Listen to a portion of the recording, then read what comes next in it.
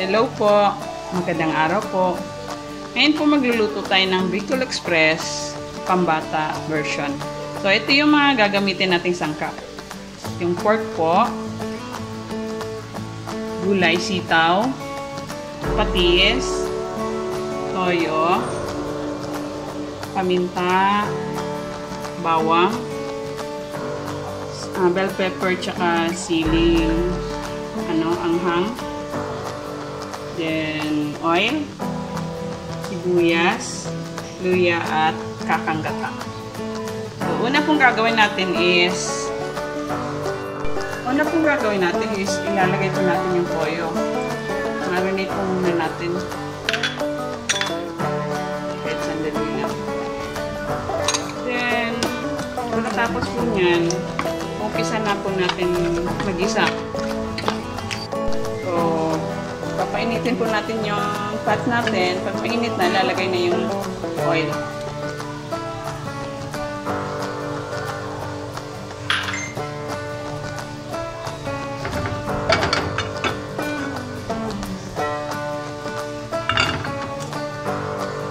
Tapos po, lalagay na natin yung luya.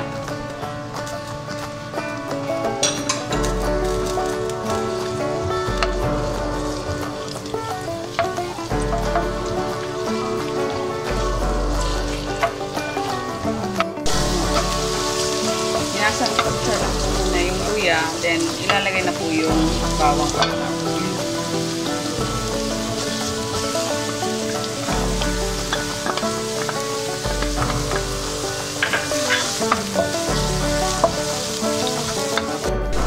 Ilalagay na po natin yung onion.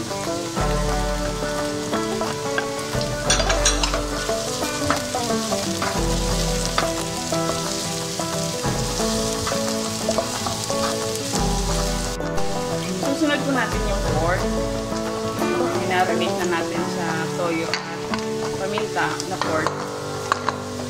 Sangkot siya lang din natin.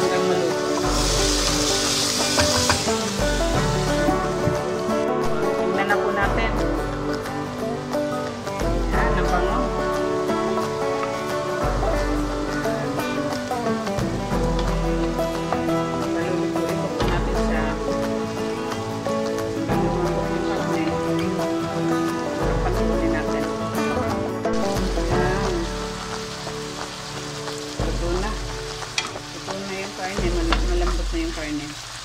So, pwede na natin ilagay yung gata. Kakang gata. Wow.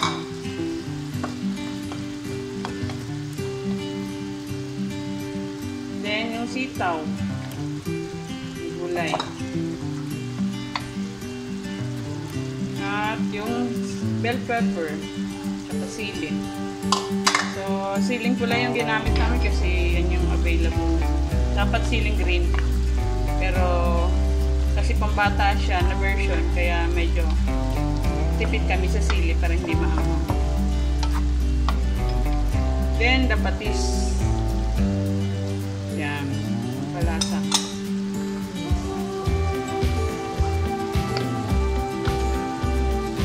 Yan. Kunting ano na lang yan. Halo-halo. Luto na yan, guys.